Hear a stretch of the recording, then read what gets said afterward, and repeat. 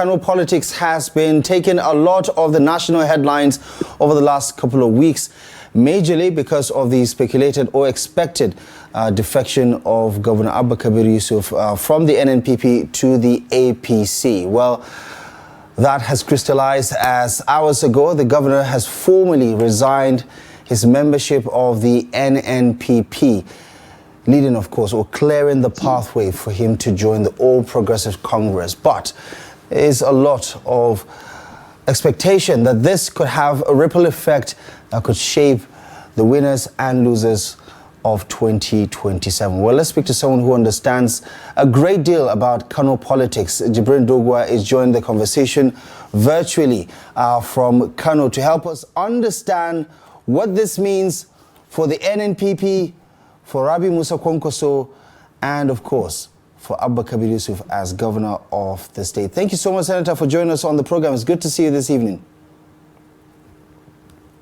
Thank you so much, at least for having me once again. Right. Let's get your initial reaction to what to many is the obvious conclusion to this roller coaster of a situation, to be or not to be. Finally, Governor Abba Kabir has answered the question. He, alongside 21 lawmakers in the State House of Assembly, 8 National Assembly lawmakers, as well as all 44 council chairmen in Kano, have resigned from the NNPP. Your reaction? Yeah, thank you for this question. At least Kano people today will have a sigh of relief.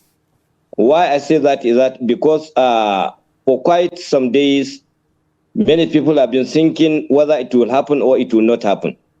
Lastly, at least it has happened. The governor himself has written his resignation letter that he has resigned from the NNPP.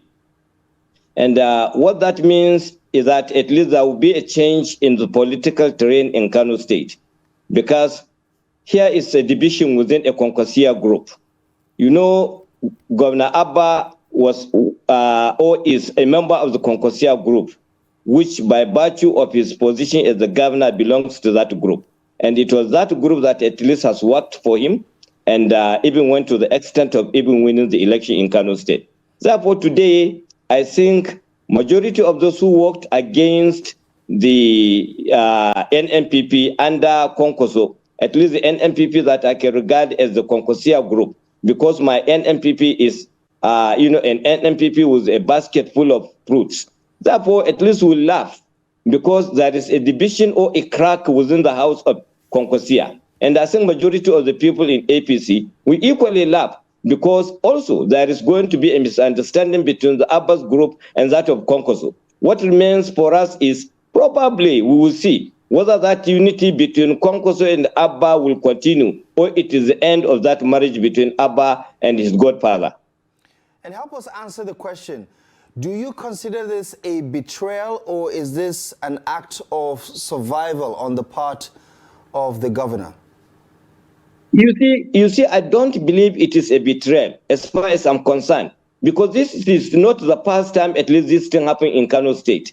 If you can remember vividly, sometimes in 1979, this happened during the days of PRP and MPN. Abubakar Rimi was a member of PRP. He left PRP to NPP and put even these bits within their own ways. Therefore, I don't think somebody will look at this as a betrayal. Secondly, you can now understand that at least it is a moment of independence. Maybe Abba wanted to be independent, politically independent. Maybe his people, together with all his supporters, might have think of becoming independent away from that of Konkoso. Maybe they were robbed within their own neck. That is why they wanted to even become independent so that at least they can chart their own way in Kano State. Well, talk to me about his obvious destination, which is the APC. We all know that there are quite a lot of big players over there. Is Abba's membership of the APC going to go down well with those who feel that they should reap the benefit of what appears to be an APC dominance across the country. Is everything going to go down well in the APC with the governor now joining the party, in your view? Don't forget that it is the interest of Bola Ahmed Tinubu, the president of the Federal Republic of Nigeria, that made Abba at least to choose to come back to APC. And that interest is still there. So Bola Ahmed Tinubu, as the president, knows how to play it.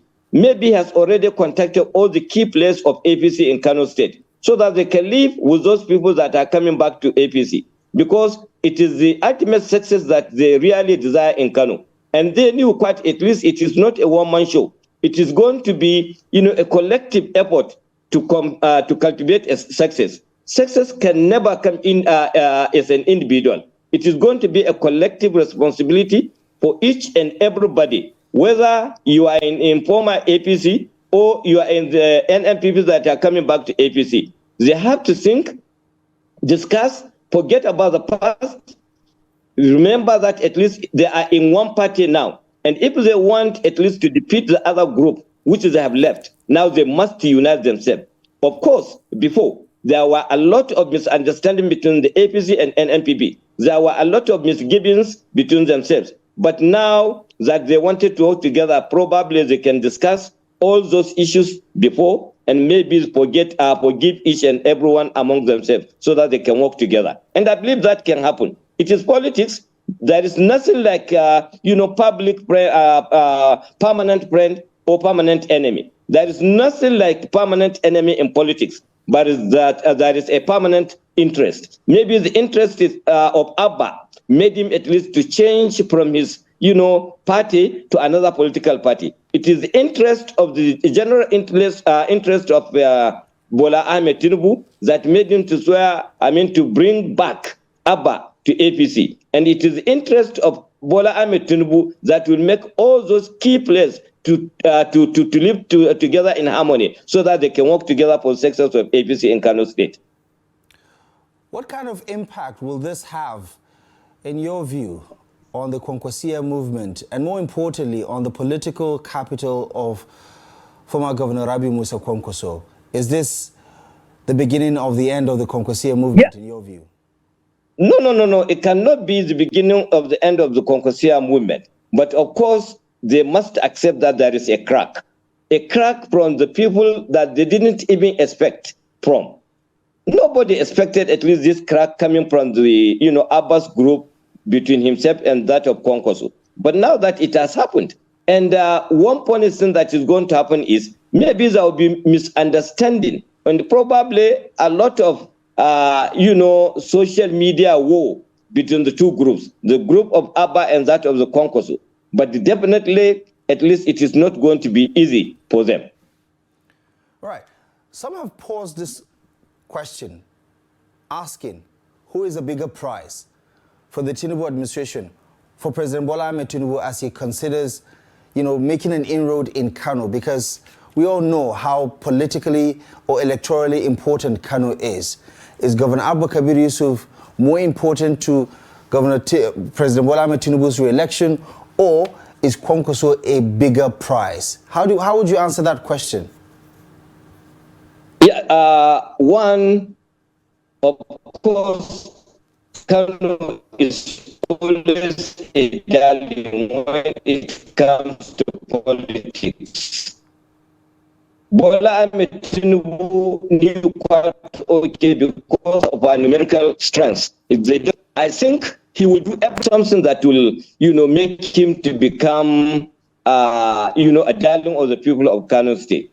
And I'm sure Abba will not even just go back to APC just for nothing. I'm sure there must be some, promises that will usher, peace in Kano because of our security this thing. And secondly, maybe also there must be some projects that Kano desire that Abba will make sure that he presented to Bola Ahmed Tinubu for his approval. Sadly, there will be peace because there wasn't any peace between the people of Kano, APC in Kano and that of NNPP in Kano State. That probably will bring them together.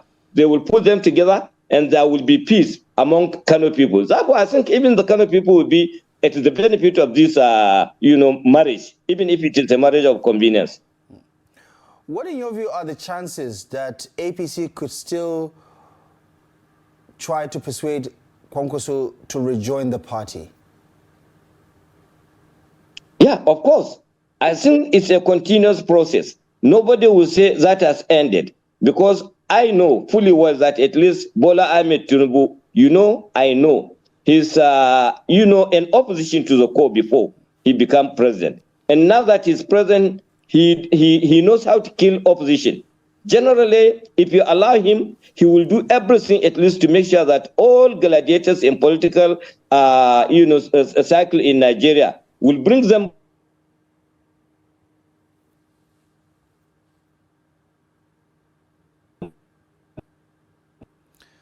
It appears we are struggling with the connectivity to Senator Jibrin Dogua, who has just given us back to APC so that at least passage yeah. Are you okay with me now? Yeah, okay. I think the connection just got back. So maybe you have to recap what you just said. I say I'm very sure that at least President Bola Ahmed Tinubu was.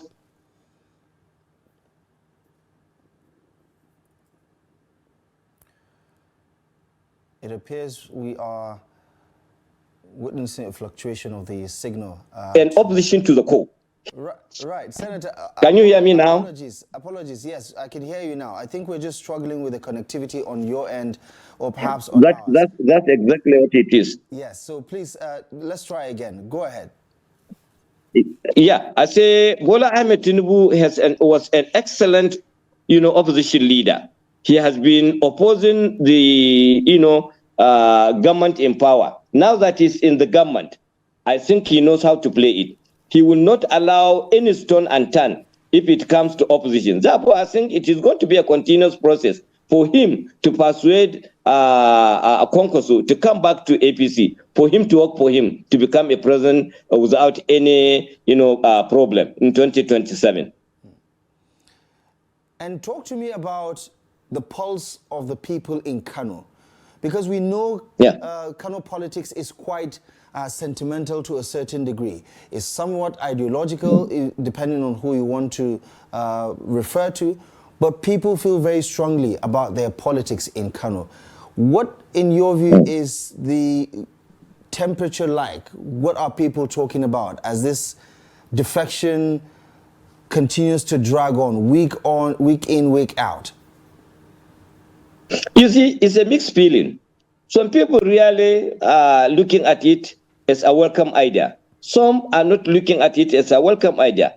Everyone among those people chatting that way may have their own reasons for saying so. But to me, I think it is just in the coming days that will show, because a lot of people on the street are making their own, statement. And when you look at the social media between now to the next 1 week, 2 weeks, then the situation will be put in their real perspective. But definitely there must be some mixed reactions, for and against.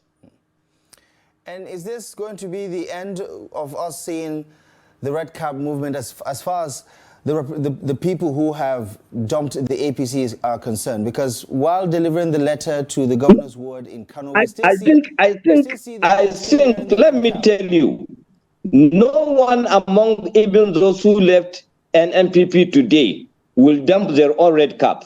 Only in future, probably. But for now, I don't think any one of them will dump their own red cap, because they still continue saying they have their own loyalty towards Kwankwaso. They have their own respect for Kwankwaso. They have this and that for Kwankwaso. And they don't want at least to show any sign of, disrespect to Kwankwaso, because doing that will bring a lot of sympathy to Kwankwaso. Kano's politics is always coming towards, sympathy. If people are, sympathizing with you, then they will definitely, work for you. Therefore, I don't think for now, as it is, anyone that left NNPP or left Kwankwaso as a group will make that mistake of removing his cap as a red cap.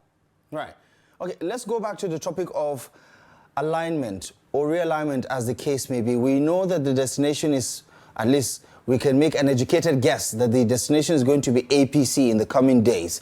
But 8 federal lawmakers, 21 House of Assembly lawmakers, all council chairmen defecting with the governor. How does that remake APC in Kano? And does APC now become a party under the leadership of Abba Kabir Yusuf, with the likes of Ganduje still in the party, with the likes of Senator Jibrin Barrow, the Deputy Senate President, all of that, and the other well-placed members, key stakeholders, critical stakeholders in the APC? Does the party coalesce, in your view, under Abba Kabir Yusuf? You see, like I told you, the APC is solely under the leadership of Abdullah Umar Ganduje. And Abba Kabir is coming with the totality of the government. Local government chairman, state assemblies, all those that are concerned in NNPP in the government are now moving to APC to meet with the leader, Abdullah Umar Ganduje, and the rest of the people like Senator Barrow Jibrin, Kawu Simela, Kabir Al-Asad, and whoever is concerned about this issue or party. Now they will come together. The only thing is for them even to design a meeting that will usher peace among themselves, either as a group or individually. But there must be that, segmental meeting between the government and the people that are coming to meet in the APC, so that at least they can now discuss on way forward. If not, then they may likely, come and meet a lot of problem within in-house problem that may be there. But if they start discussing or chatting away, probably all those problems will be minimized. Right.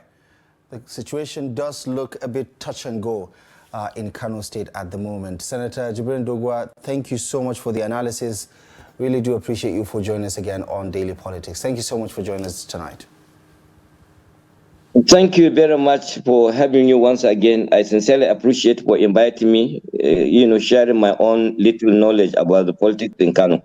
Thank you so much for joining us. And that is a wrap on tonight's edition of the program. Daily Politics returns on Monday, live at 8 p.m. Until next time, I'm Abdullahi Ahmed. For myself and the rest of the team, thank you for joining us.